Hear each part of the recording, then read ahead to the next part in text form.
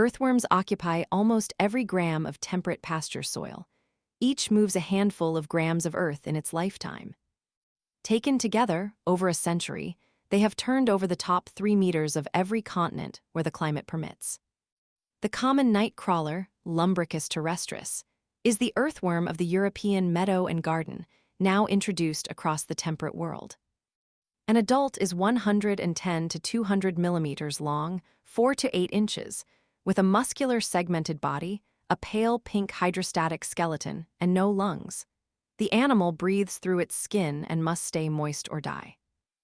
It lives alone in a near-vertical burrow that can descend 2 meters into the soil.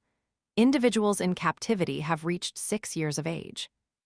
A ring of thickened segments behind the head, the clitellum, marks an adult ready to reproduce.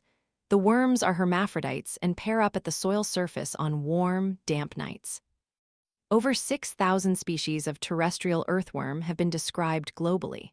The ones in a temperate garden bed are a small subset of the family. The earthworm's work is simple and continuous. Leaves fall to the ground.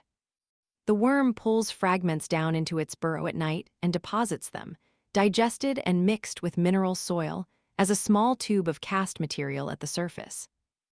Over a year, a single worm passes its own body weight of soil through its gut every couple of weeks. The totals add up to kilograms in a lifetime. In a temperate pasture, earthworms collectively process about 10 tons of soil per hectare each year. The consequences are structural. Burrows create aeration and drainage. Casts deposit organic matter evenly through the upper soil. Heavier minerals are undermined and sink. Lighter organic particles rise. Over decades, the distinction between the litter layer and the mineral layer below becomes blurred, and topsoil, vegetable mold, forms. The name of Darwin's book is literal. This is how vegetable mold gets made.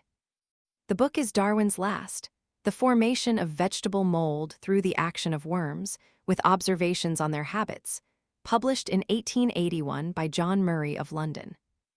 Darwin died the following April, aged 73, 6 months after the publication.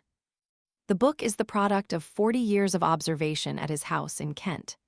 During those 4 decades, Darwin experimented on worms with cotton wool, piano notes, and strips of paper cut into the shapes he wanted them to drag. It sold, by Victorian scientific monograph standards, extraordinarily, thousands of copies in its first weeks, and the book has never been out of print.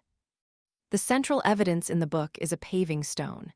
In 1842, Darwin placed a large flat stone on the lawn at Down House, his home in Kent.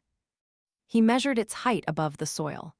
Over the following 29 years, the stone sank about 18 centimeters, 7 inches, into the ground.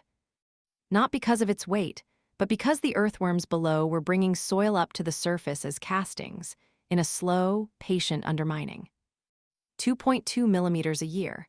The stone remains at Down House today. They call it the worm stone. The modern science confirms Darwin's scale.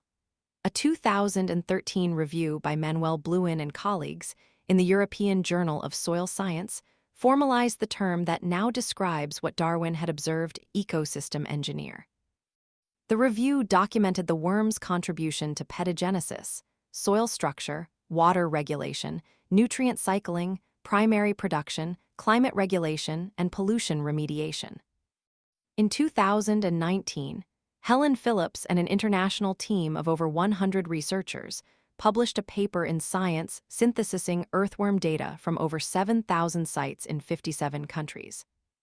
Local earthworm species richness, they found, peaks not in the tropics, where most life peaks, but in temperate regions at mid-latitudes. The worms prefer cool, damp ground. Global earthworm biomass, the same paper concluded, often exceeds the biomass of all the wild mammals living in the same area. Every field, every garden, every suburban lawn in a country with a temperate climate sits on top of soil that earthworms have, over some number of centuries, sorted and mixed and aerated.